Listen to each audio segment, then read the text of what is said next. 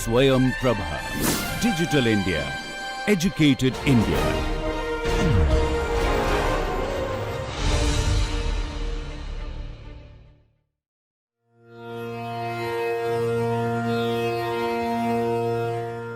Today we'll be discussing about some of the fundamental aspects of South Indian classical music.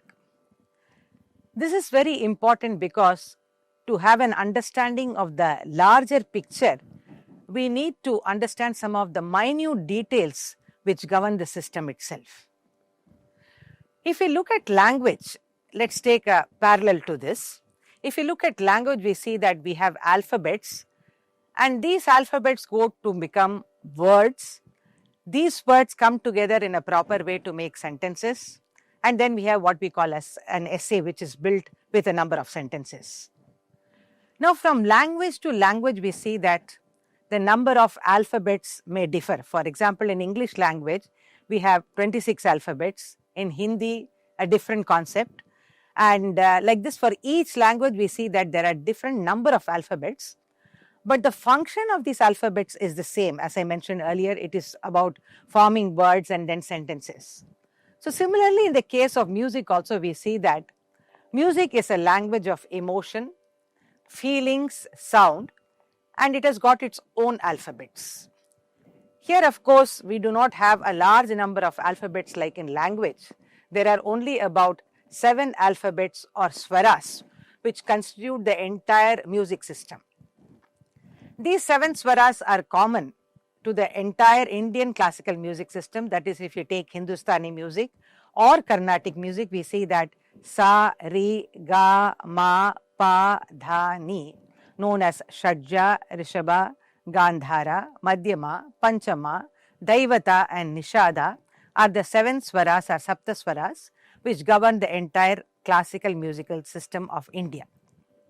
Now, how these swaras occur in each system is slightly different, and we will be discussing about that also later.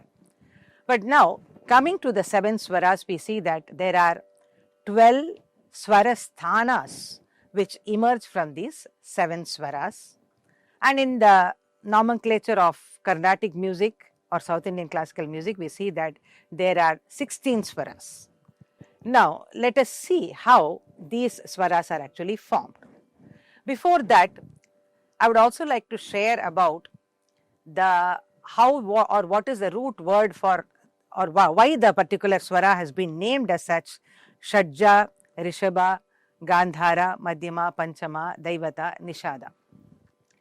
If we look at the word Shadja, we see that here the word Shadja refers to, earlier it was said that it is born from the 6 sources in the human body, and this is the proclamation of various Lakshana Granthas.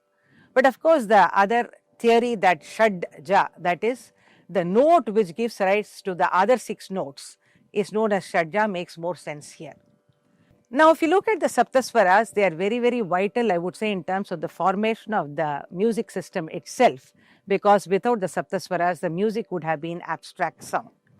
Now, if we didn't have these Saptaswaras, which are a concrete way, I would say, of expressing our music, then we would just have mere sounds, and as I mentioned earlier also, it would be totally abstract, and we would not be able to connect anything or stabilize anything in the system itself.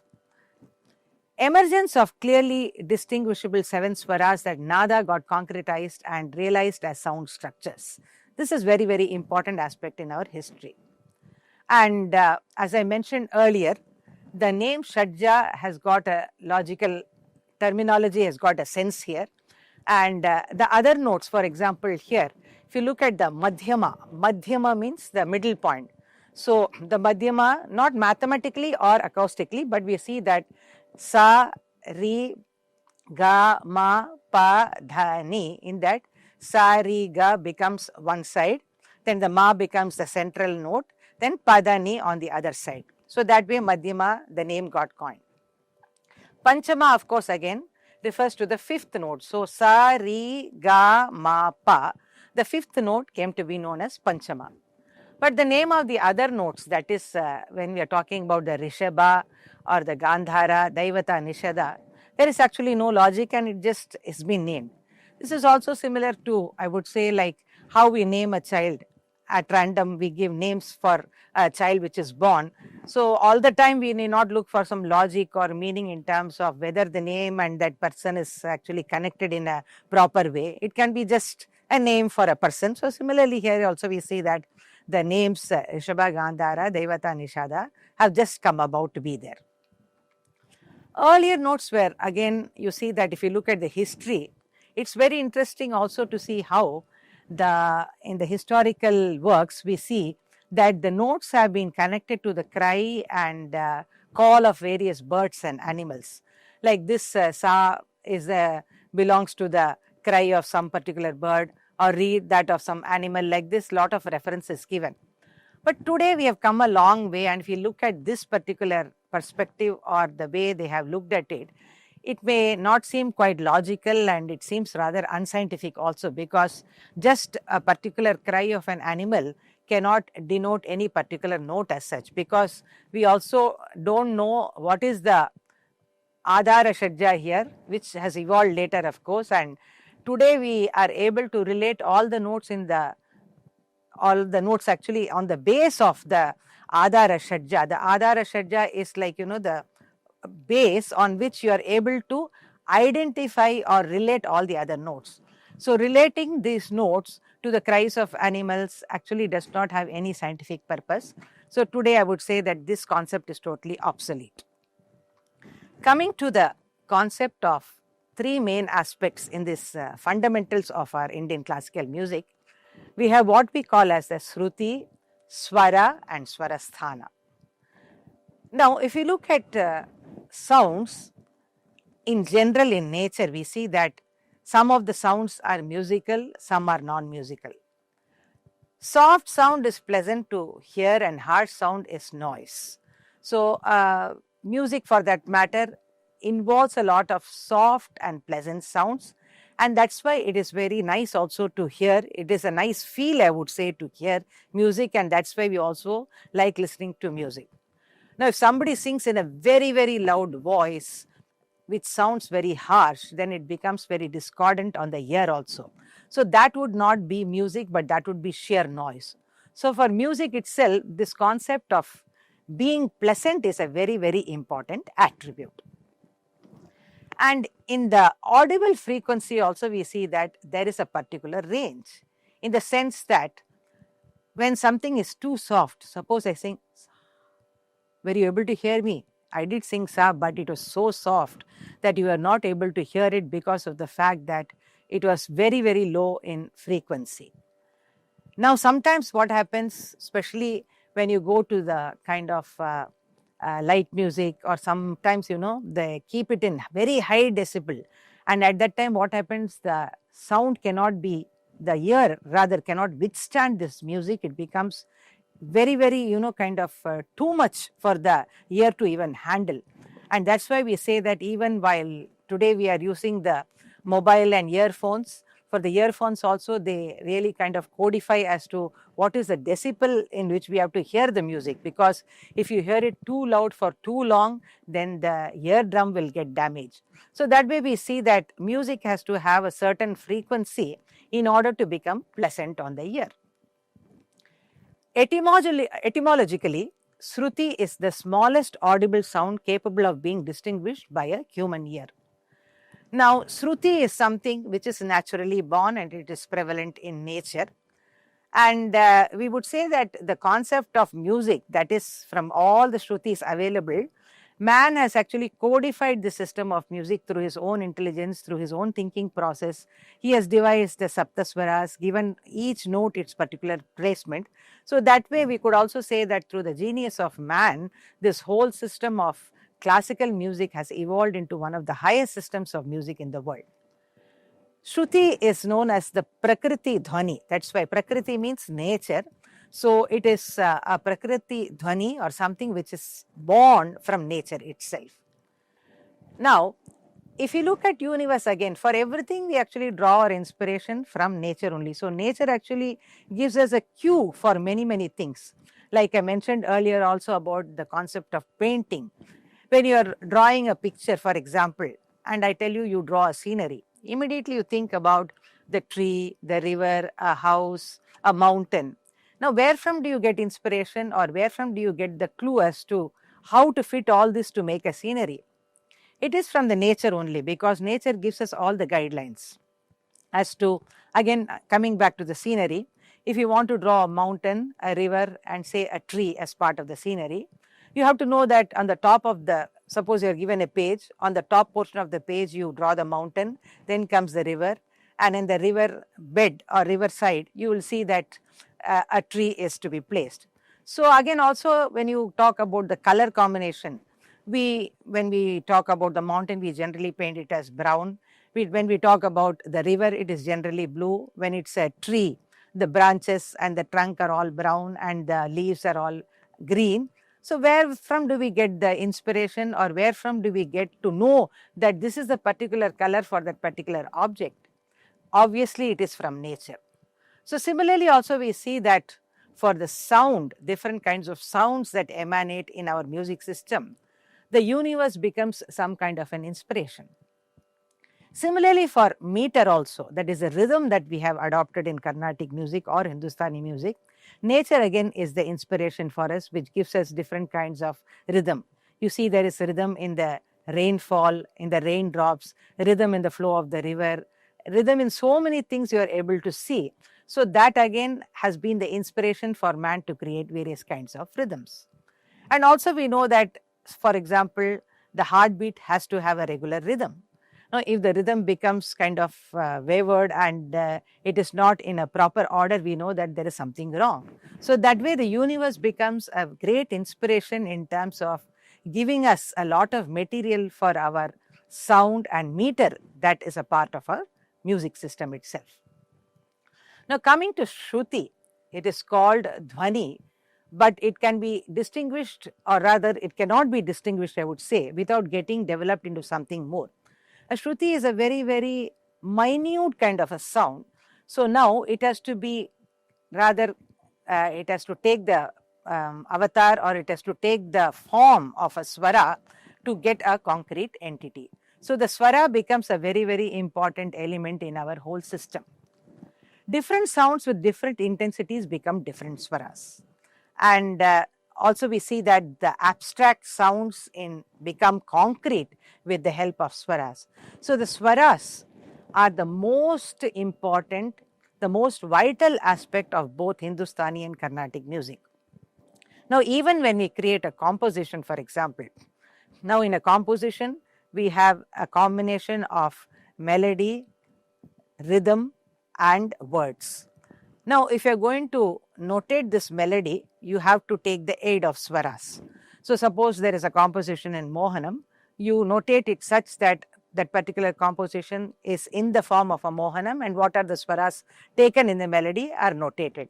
If it is in some other raga like Kalyani, then according to the Kalyani raga, you notate your composition. So, the concept of notation itself implies that various swaras come into the fold, and the swaras only give meaning to that composition in terms of the melody. So the swaras, without swaras, the whole system of our music itself is meaningless, I would say.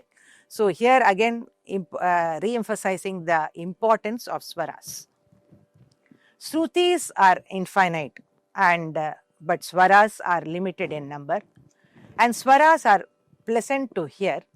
Let us look at the 7 swaras that have come into our Carnatic music or Hindustani music. Both the systems have got the concept of 7 swaras.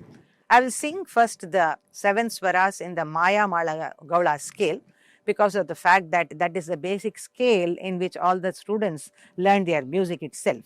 So starting with Maya Mala Gaula, the Sapta swaras goes like Sa Re Ga Ma Pa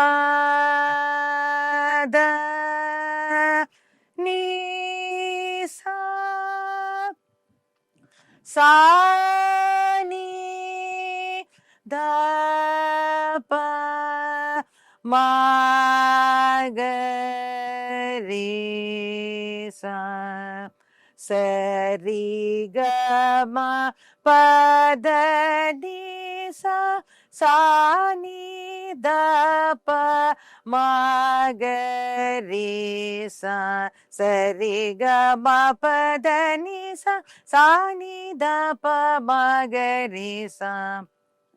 Now you would have also observed here how I sang the note sa twice.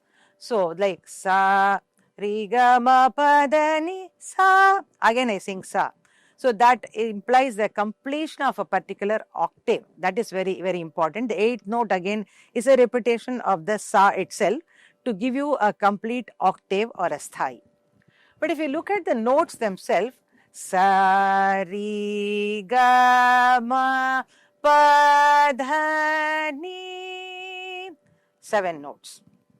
Now in the 7 notes, we see that each note, that is first the shadja, is very, very important in terms of giving kind of a connectivity or an understanding of the different notes and its varieties. So shadja, again we would say that it's an avikrita swara in the sense that it does not have any varieties. The shadja when sung is always sa,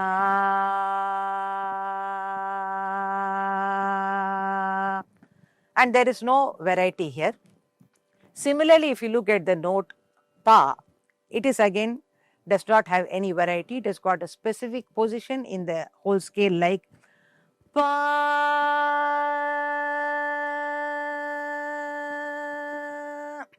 sa, pa. So that way we could say that the Panchama is also an avikrita swara, that is sa and pa do not admit of any varieties and are constant in the scale of 7 notes that we have sung here now. Now let us look at the notes, the varieties of notes. If you look at the 12 swarasthanas, how do they emerge? We have sa and pa. Then if we look at re, we see that there are 2 varieties of re, there are 2 varieties of ga, 2 varieties of ma, 2 varieties of dha, 2 varieties of ni. So that makes it sa, pa, re 2 varieties, ga 2 varieties, ma 2 varieties, and then dha 2 varieties, ni 2 varieties, making them 12 swarasthanas. So now let us look at the entire gamut of the 12 swarasthanas, how they occur. Sa, re, sa, re, re 1 and 2 or the Shuddha Komala. I'll use the numbers 1, 2 for you to have a better or easier understanding here, because as I said again, in the nomenclature of the swaras or the names of the swaras also start differing when it comes into the Carnatic music board. So we'll use the number 1, 2 as such here now. So sa, re, 1 and 2. Then ga, sa, ga, ga 1 and 2. Sa, ma, ma 1 and 2. Sa, pa, sa, dha, sa, dha 1 and 2. Sa, ni,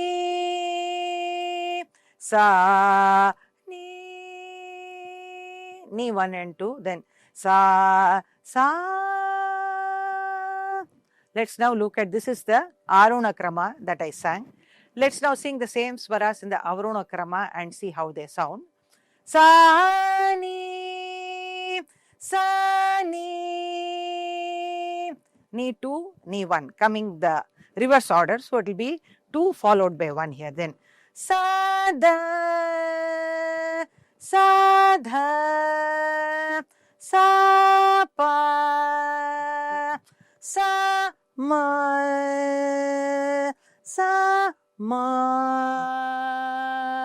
sa, ga, sa, ga, sa, re, sa, re, sa, sa. So like this we see that the 7 swaras give rise to this kind of 12 swarasthanas. And the entire music, whether it is Carnatic music or Hindustani music, operate on this particular aspect of these 12 swarasthanas only. But in the context of Carnatic music, we see that there is a slight difference in the way in which the notes are handled. So thus, in Carnatic music, while we have the 12 swarasthanas, actually there are 16 swaras. And these 16 swaras that we have in Carnatic music makes it slightly different in the sense that in Hindustani music, when we are forming a ragam, we see that sometimes or many times we have what we call it, we may use 2 varieties of a same note. So for example, a ragam like Brindavani, for example, sa re ma pa ni sa sa ni pa ma re sa re ma pa ni sa sa ni pa ma re sa. So where in this particular ragam you are able to see that both the sa re ma pa ni, the tivra ni, sa ni, the komal ni. So it's an interplay of 2 varieties of the same note that come here into existence, or sometimes you have in ragas like Behag, pa ma ga ma pa ni da sa ni da pa ma pa ma ga pa ma ga, or even subsequently pa ma ga. Like this, 2 varieties of the same note occurring in a particular scale or ragam is something very, very commonly, or it's a part of the grammar, I would say, of the Hindustani music. Whereas in Carnatic music, we have different system or a different approach. So in the subsequent session, we'll see how these 12 swarasthanas that we have turn into 16 swaras in the context of Carnatic music, and how whole system of ragas has also evolved around these 16 swaras.